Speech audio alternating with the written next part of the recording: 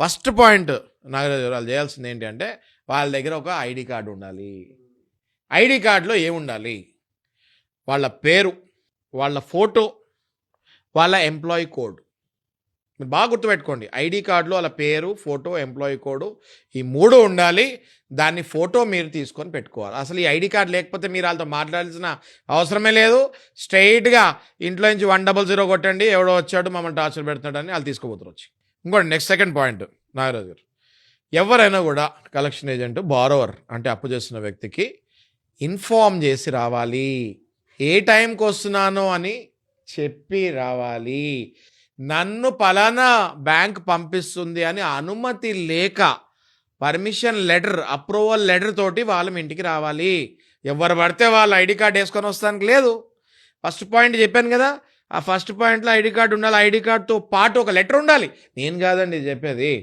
నేను కాదు చెప్పేది ఆర్బీఐ గైడ్లైన్స్లో ఉంది. They have to take a permission letter from the bank to represent the bank for the visitation of that particular client. ఆ particular వ్యక్తి పేరు ఉండాలి. నిన్ను పంపిస్తున్నా అన్నది బ్యాంక్ నుంచి లేకుండాలి. ఆ లెటర్ హెడ్ మీద అది మీకు చూపించాలి. ఓకే. నెక్స్ట్ థర్డ్ పాయింట్ నారాజు గారు, 7 to 7, 7 AM to 7 PM ఈ మధ్యలోనే రావాలి.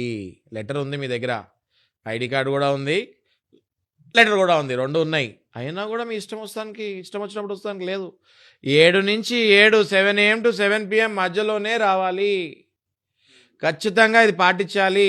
7కి ముందు వచ్చినా 7కి తర్వాత వచ్చినా ప్లీజ్ కాల్ 100. పోలీస్ వాళ్ళకు కూడా తెలియకపోతే ఆర్బీఐ గైడ్ లైన్స్ వాళ్ళకు కూడా చూపియండి. వాళ్ళు వచ్చి వీళ్ళని ఎల్లగొడతారు.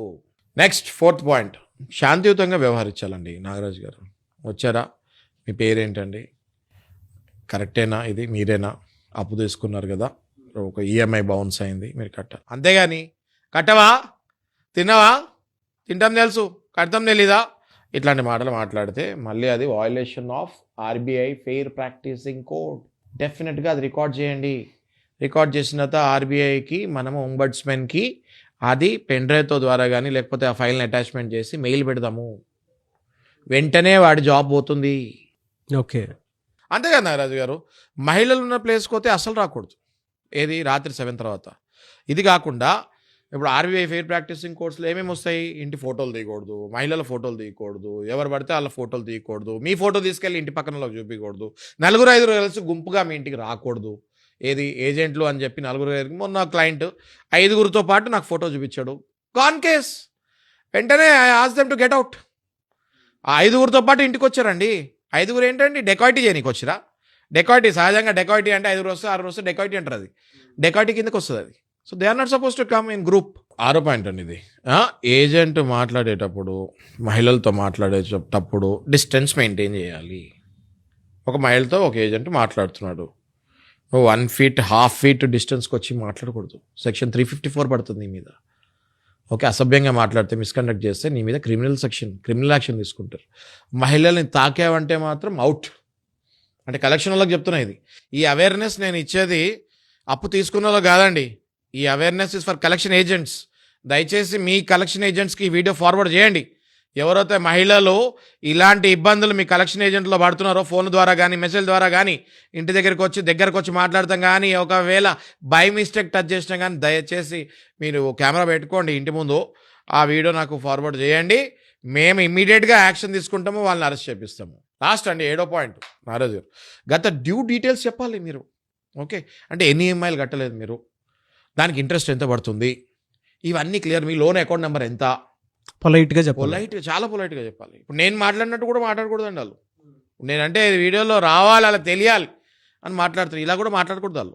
They have to speak very politely, very normally. చాలా ఒక 5 star హోటల్కి వెళ్తే ఎంత బాగా రిసీవ్ చేసుకుంటారు అక్కడ వెయిటర్లు, ఎంత మర్యాదగా ఇచ్చి మాట్లాడతారు. అంతే మర్యాదగా మీరు అప్పిచ్చినప్పుడు అంతే మర్యాదగా ఇస్తారు కదా, కలెక్ట్ చేసుకునేటప్పుడు కూడా అంతే రెస్పెక్ట్, అంతే గౌరవప్రదంగా మాట్లాడాలి. ముఖ్యంగా ఈ 7వ పాయింట్లో చెప్పేది ఏంటి అంటే, మీ లోన్ అకౌంట్ నెంబరు, మీ ఈఎంఐలు, మీ ఇంట్రెస్ట్ ఎంత పడింది, మీ టోటల్ అవుట్ స్టాండింగ్ ఎంత, డీటెయిలింగ్ ఇవ్వాలి. వచ్చేసి ఇష్టం వచ్చింది, నోటికి ఇష్టం వచ్చిన అమౌంట్ చెప్తాము, దానికి ఒక డాక్యుమెంట్ సపోర్టింగ్ లేకపోతాము, నోటి ద్వారానే డైరెక్ట్గా మీది ఇంత అవుట్ స్టాండింగ్ ఉంది మీరు కట్టాలి అని చెప్తే ఖచ్చితంగా అది కూడా ఆర్బీఐ ఫెయిర్ ప్రాక్టీసింగ్ కోడ్ కిందకి రాదు. We can raise a complaint to ombudsman. Okay. ఇన్ని ఉన్నాయండి. ఇన్ని ఉన్నప్పుడు మీరు ఎందుకు డిప్రెషన్కి వెళ్తున్నారు? మర్యాదపూర్వకంగా కలెక్షన్లతో మాట్లాడడానికి అందరూ కస్టమర్లు రెడీ ఉన్నారండి. నాగరాజు గారు అందరు రెడీ ఉన్నారు. సార్ నార్మల్గా మాట్లాడుకుంటాం, మేము రెడీ ఉన్నాం సార్. అసలు వాడు వినట్లేదు సార్, అసలు వాడు వినట్లేదు అన్నప్పుడు మేము కూడా వినము రండి అంటున్నాను నేను. వాళ్ళు వినప్పుడు మేము కూడా వినము రండి.